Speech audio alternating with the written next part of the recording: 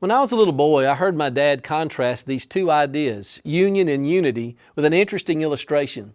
He says you can tie two cats' tails together and hang them over a clothesline and you may have union, but you do not have unity. Recently, political pundits have been making a somewhat similar contrast concerning the European Union. They are bound together economically, socially, and geographically, but at times there's a lack of unity. These ties have not led to effective communication and information sharing in dealing with things like terrorist threats.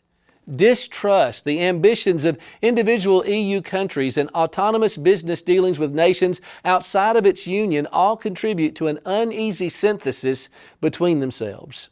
There's great misunderstanding in the religious world, at times in the Lord's church, about what biblical unity is. While there are those who believe that unity demands agreement on matters that ultimately are not established and determined in Scripture, how and if Bible classes are divided, whether or not to extend an invitation, whether or not to meet on Sunday night, the order of worship services, whether the Lord's Supper comes first or the sermon, there are many others who believe that unity is possible where union is really what's attempted.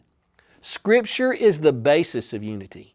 Jesus defined the oneness that He wanted His followers to have as reflective of the unity He had with the Father. And through the inspired writer, Paul emphasizes the importance of unity, saying that we are to be diligent to preserve the unity of the Spirit in the bond of peace, Ephesians 4:3.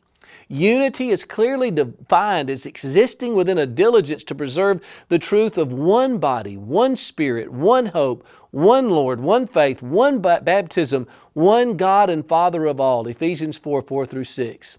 Attempting to be bound and tied to those who reject that will not work.